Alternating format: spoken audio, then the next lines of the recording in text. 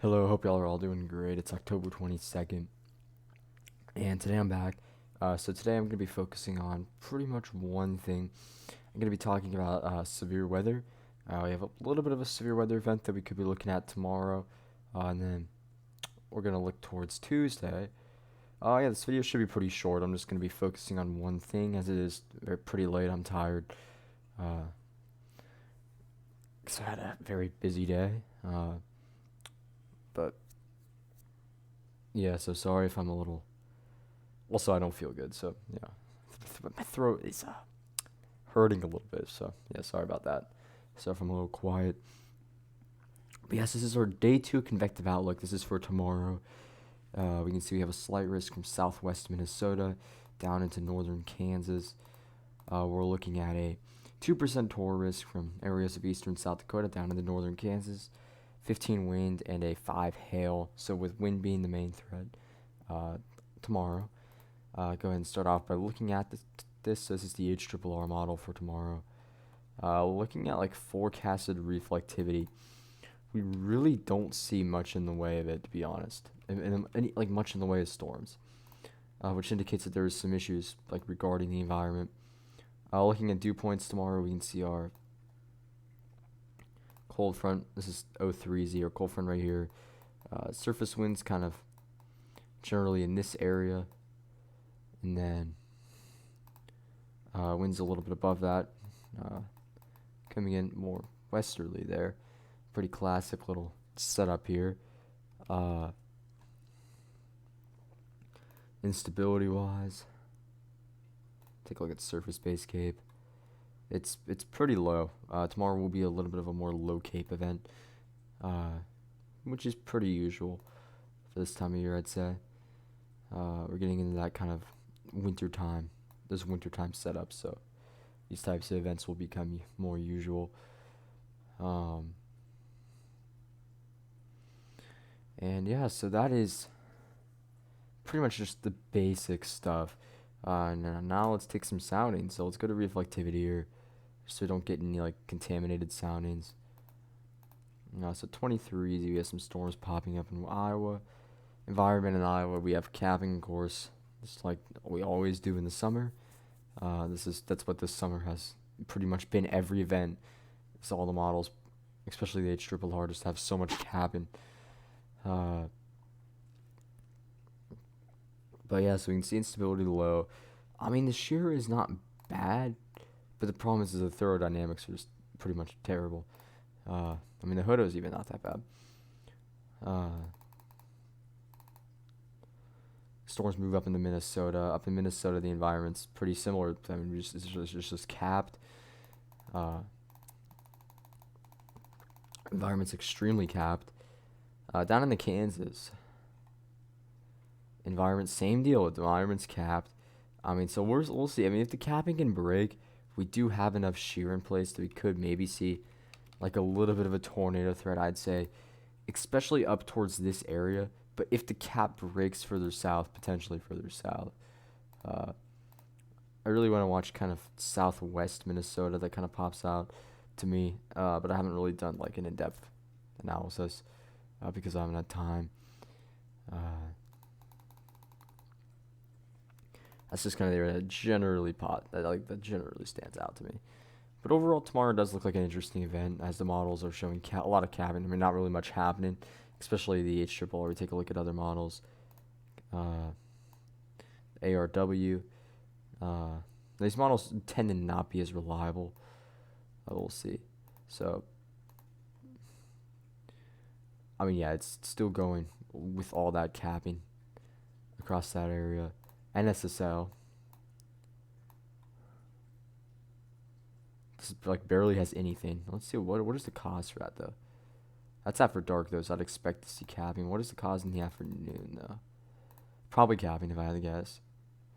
Yep, environment's capped. We don't have enough instability to really kind of force that cap. I mean, with a cap like this, you can see storms break the cap, but tomorrow, since it's such a low instability event, and I mean, generally just everything is terrible. I mean, it's going to be pretty hard to see storms break the cap if the cap is as strong as the models have it being.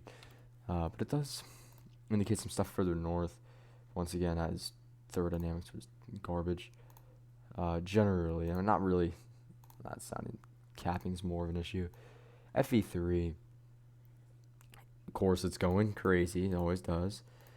We can see a couple supercells, but and of course the FE3 barely shows a cap. But I mean, also, the dew points are pretty low at some points. Until we get to the night, though, that's when after dark, the dew points do start to creep a little higher, but still generally low. Overall, tomorrow looks interesting. There will be kind of like an isolated tornado threat. Could see nothing though if we do not see the cap, depending on how much capping we see. So yeah, that's tomorrow. And then looking towards Tuesday, so this is our storm system that's going to be bringing us to severe weather on Sunday.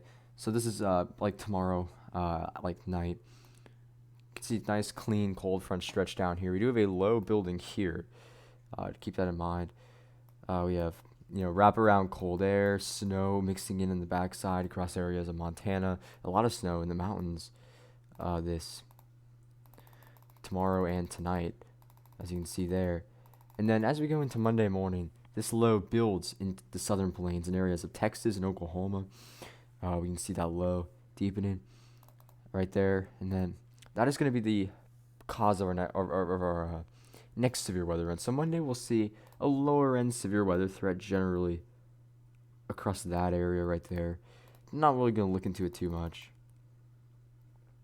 But then we see even another low come on the backside of this, which the European also does indicate kind of two lows a little bit there, similar to the GFS. And then that is the one. So Tuesday, we can see that'll be setting up a severe weather threat across the deep south.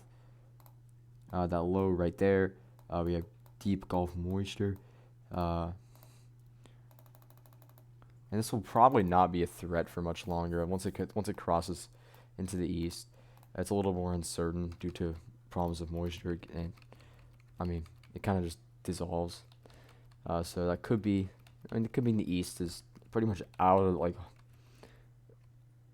out of this, the potential for anything from this, which is good. Looks like generally severe weather-wise, the storm system could bring that area. The potential. Now looking at the Storm Prediction Center, their day 4 outlook, they have a 15% place across, pretty much centered across Mississippi there. Jackson, Mississippi, Memphis, Tennessee, Meridian, kind of cities in that. And then looking at the southeast, so Tuesday morning, you can see, actually, can I center this on Mississippi? Okay, yeah, fine, Alabama, Mississippi, alright. Yeah, so looking at dew points. Dew points across much of the area we'll have a lot more moisture than we have on Sunday, tomorrow, up in the Midwest area, kind of plains. And dews will be pushing 70 across areas of Mississippi for a brief period of time. Then we can see as you go east, quickly the dews drop off. Across central Mississippi, we can see dews near 70, and in Birmingham, dews are in upper 50s. Atlanta, dews are in the upper 40s, and then you can see that kind of fizzles out. But this is pretty much just sharp cold front will be bringing us our severe weather. Looking at some soundings on the GFS here. Shear profiles are decent. Not like tornado outbreak worthy or anything, but you would have a very small tornado threat with this. I'd say. And see, instability is definitely a little on the lower side, but once again, this is the time of year we start to see the lower instability events.